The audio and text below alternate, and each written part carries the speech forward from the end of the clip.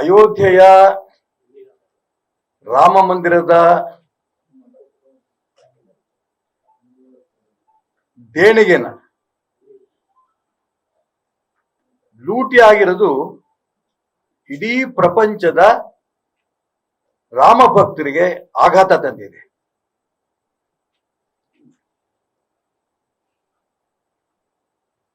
ಐನೂರು ವರ್ಷದ ಕೆಳಗಡೆ ಯಾರೋ ಬಾಬರ್ ಬಂದು ರಾಮ ಮಂದಿರವನ್ನು ಒಡೆದು ಅಲ್ಲಿ ಬಾಬರಿ ಮಸೀದಿ ಕಟ್ಟಿದ್ದ, ಇದನ್ನ ಯಾವ ಕಾರಣಕ್ಕೂ ಬಿಡಬಾರ್ದು ಅಂತ ಹೇಳ್ಕೊಂಡು ಇಡೀ ದೇಶದ ಪ್ರಪಂಚದ ರಾಮ ಭಕ್ತರು ಅಲ್ಲಿ ಭವ್ಯವಾದ ರಾಮ ಮಂದಿರವನ್ನು ಕಟ್ಟಿದ್ರು. ₹1 ಕೂಡ ಸರ್ಕಾರದಿಲ್ದೇನೆ ಚಿನ್ನ ಬೆಳ್ಳಿ ಸಾವಿರಾರು ಕೋಟಿ ಹಣವನ್ನ ರಾಮ ಭಕ್ತರು ಕೊಟ್ಟರು. ಆದ್ರೆ ಮೊನ್ನೆ ಪತ್ರಿಕೆಯಲ್ಲಿ ಟಿವಿನಲ್ಲಿ ನೋಡಿ ತುಂಬಾ ಆಘಾತ ಆಯ್ತು, ತುಂಬಾ ನೋವಾಯ್ತು.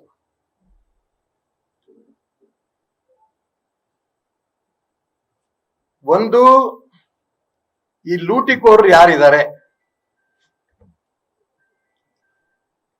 ಇವ್ರನ್ನ ತನಿಖೆ ಮಾಡಿ ಅವ್ರ ಬಗ್ಗೆ ಉಗ್ರವಾದ ಒಂದು ಕ್ರಮ ತಗೊಳ್ಳೇಬೇಕು, ಇದರಲ್ಲಿ ಅನುಮಾನ ಇಲ್ಲ. ಇದರಲ್ಲಿ ಯಾರ್ಯಾರಿದ್ದಾರೆ ತನಿಖೆ ಮುಖಾಂತರನೇ ಹೊರಗೆ ಬರ್ಬೇಕು.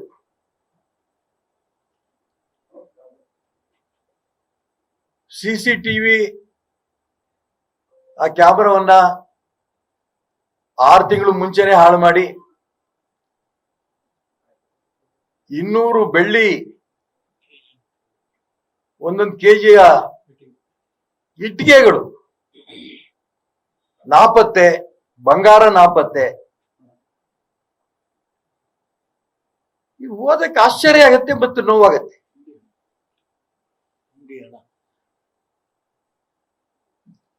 ನಾನು ಹೇಳ್ತಾ ಇರೋದು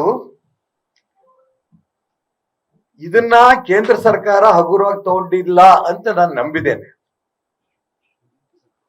ಆದ್ರೆ ಈ ದಿಕ್ಕಿನಲ್ಲಿ ಯೋಚನೆ ಹೆಂಗ್ ಮಾಡಿದ್ರು?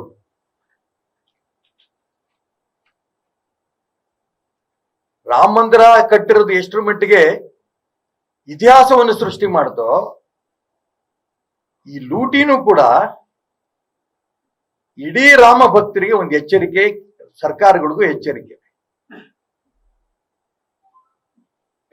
ನೋಡಿದ್ವಿ ನಾವು, ಕೇಳಿದ್ವಿ ನಾವು, ಅಯ್ಯಪ್ಪನ ದೇವಸ್ಥಾನದಲ್ಲಿ ಈ ರೀತಿ ಲೂಟಿ ಆಯ್ತು, ತಿರುಪತಿ ತಿಮ್ಮಪ್ಪನ ದೇವಸ್ಥಾನದಲ್ಲಿ ಲೂಟಿ ಆಯ್ತು, ಕೇಳಿದ್ವಿ ನಾವು. ಆದ್ರೆ ಇಷ್ಟರ ಮಟ್ಟಿಗೆ ಆಡಳಿತ ವೈಫಲ್ಯ, ಯಾರು ಅಡ್ಮಿನಿಸ್ಟ್ರೇಟರ್ಸ್ ಅಲ್ಲಿದ್ದಾರೆ ನನಗೆ ಗೊತ್ತಿಲ್ಲ. ಅದಕ್ಕೋಸ್ಕರ ಅನೇಕರು ಹೇಳ್ತಾರೆ ಅಲ್ಲಿರೋರೇ ಮಾಡಿರ್ಬೋದು, ಗೊತ್ತಿಲ್ಲ ನನಗೆ. ಇದು ಬಿಜೆಪಿ RSS ಇದನ್ನೆಲ್ಲ ಇದರಲ್ಲಿ ರಾಜಕಾರಣ ಕೂಡ ತಂದುಬಿಟ್ರು.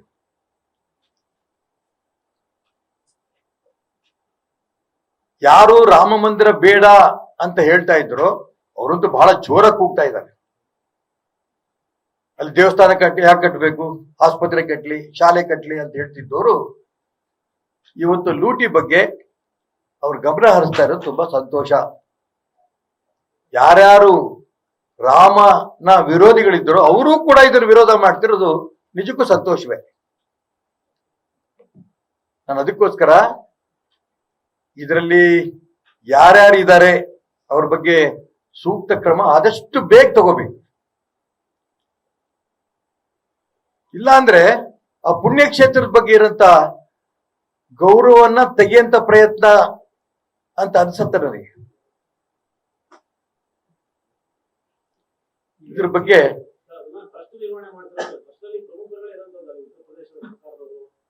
ಯಾರೇ ಇದ್ರು, ಅಕಸ್ಮಾತ್ ಇದ್ರು ಅನ್ಕೊಳ್ಳಿ,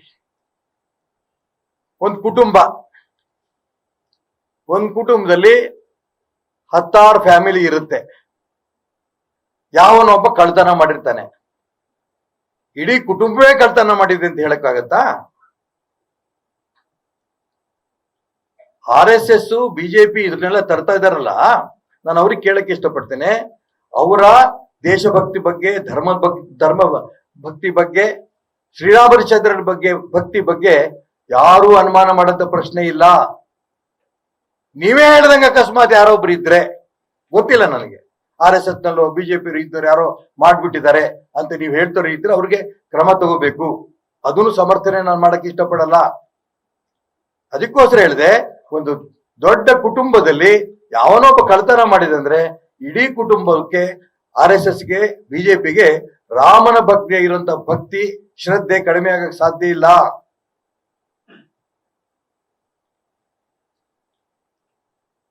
ಟ್ರಸ್ಟ್ ಬಗ್ಗೆ ಹೇಳಿ, ಬರೀ ಟ್ರಸ್ಟ್ ಅಲ್ಲ, ಎಲ್ರ ಬಗ್ಗೆನೂ ಹೇಳ್ತಾ ಇದ್ದಾರೆ. ಅರೆ ಏನ್ ಪತ್ರಿಕೆ ಟಿವಿ ನೋಡಿದ ತಕ್ಷಣ ಏನ್ ಮೋದಿಯವರು ಹಂಗ್ ಮಾಡಿದ್ರು ಹಿಂಗ್ ಮಾಡಿದ್ರು, ಕೇಂದ್ರ ಸರ್ಕಾರ ಬಂತು, ಈಗೇನ್ ಮಾಡ್ತಾರೆ, ಯೋಗಿ ಬಗ್ಗೆ ಹೇಳ್ತಾರೆ, ಮೋದಿ ಬಗ್ಗೆ ಹೇಳ್ತಾರೆ, ಹೇಳಿ, ನಂದೇನು ಅಭ್ಯಂತರ ಇಲ್ಲ.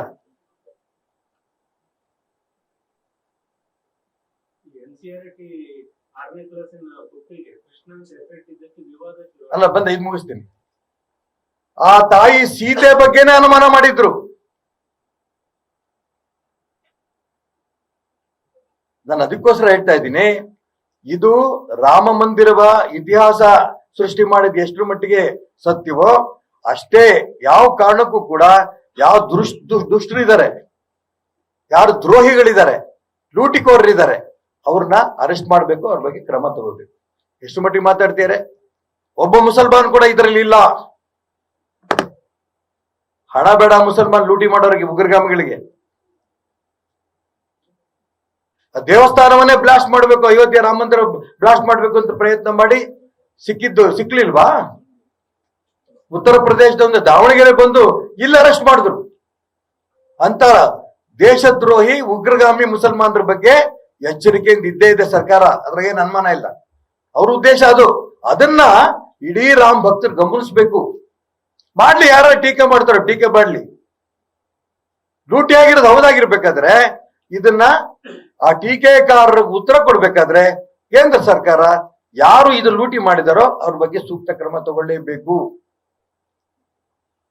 RSS ಬಗ್ಗೆ, ಬಿಜೆಪಿ ಬಗ್ಗೆ ಆಪಾದನೆ ಮಾಡ್ತಾರೆ ಅಂತ ವ್ಯವಸ್ಥೆ ಇದೆಯಲ್ಲ, ಇದನ್ನ ನಾನು ಅತಿ ಉಗ್ರವಾಗಿ ಖಂಡನೆ ಮಾಡ್ತೇನೆ. ಯಾರು ತಪ್ಪು ಮಾಡಿದ್ರು ಅಂತ ಎಲ್ರು ಅಂತಲ್ಲ, ನಾನೇ ತಪ್ಪು ಮಾಡಿದ್ರು ನಾನು ಲೂಟಿ ಮಾಡ್ಕೊಂಡ್ಬಂದು ನಾನು ಅರೆಸ್ಟ್ ಮಾಡ್ಲಿ.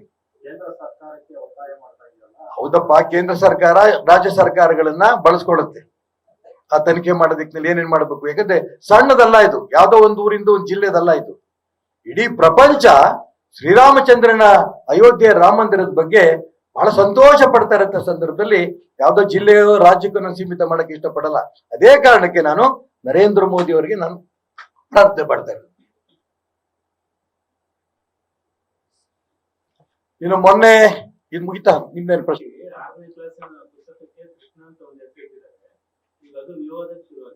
ವಿವಾದ ಮಾಡ್ತಿರೋದು ಯಾರು? ಕಂಸನ್ ಭಕ್ತರು. ಅದೇಪ್ಪ ಒಪ್ಕೊಂಡೆ, ನೀವ್ ಹೇಳಿದ್ ನಂಗೆ ಅರ್ಥ ಆಯ್ತು, ಕರೆಕ್ಟ್ ನೀವು ಕೇಳ್ತಿದ್ದೀರಿ. ಈ ದೇಶದಲ್ಲಿ ಹಿಂದೂ ಧರ್ಮ ಇರಬಾರ್ದು ಅಂತ ಕಂಸನ ವಂಶಸ್ಥರು ಇದಾರೆ ಒಂದಿಷ್ಟು ಜನ. ಇನ್ನು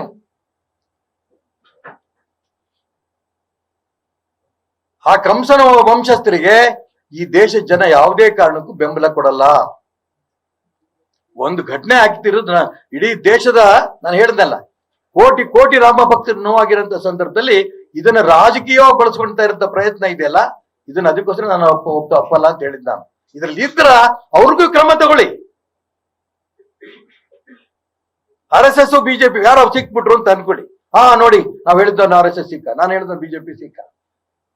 ಆ ಕುಟುಂಬದಲ್ಲಿ ಒಬ್ಬ ಕಳ್ಳ ಇದ್ರೆ ಒಳ ಹಾಕಿ, ಅವನೇ RSS, ಅವನೇ ಬಿಜೆಪಿ ಅಲ್ಲ. ಅದಕ್ಕೋಸ್ಕರ ಹೇಳ್ತಿರೋದು, ಈ ಧರ್ಮದ ಮೇಲೆ ಆಕ್ರಮಣ ಆಗ್ತಿರೋದು ಮೊದಲನೇ ಬಾರಿ ಅಲ್ಲ. ಈ ಸಿದ್ಧಾಂತದ ಬಗ್ಗೆ, ಕೃಷ್ಣ ರಾಮ ಈ ಸಿದ್ಧಾಂತದ ಬಗ್ಗೆ ಟೀಕೆ ಮಾಡೋಕ್ಕೋಸ್ಕರ ಈ ದೇಶದಲ್ಲಿ ಒಂದಿಷ್ಟು ಜನ ಇದ್ದಾರೆ. ಕೃಷ್ಣನ್ ಬಗ್ಗೆ ಹೆಸರಿಟ್ಟಿದ್ದಕ್ಕೆ ಪಾಪ ಅವ್ರಿಗೆ ನೋವಾಯ್ತು.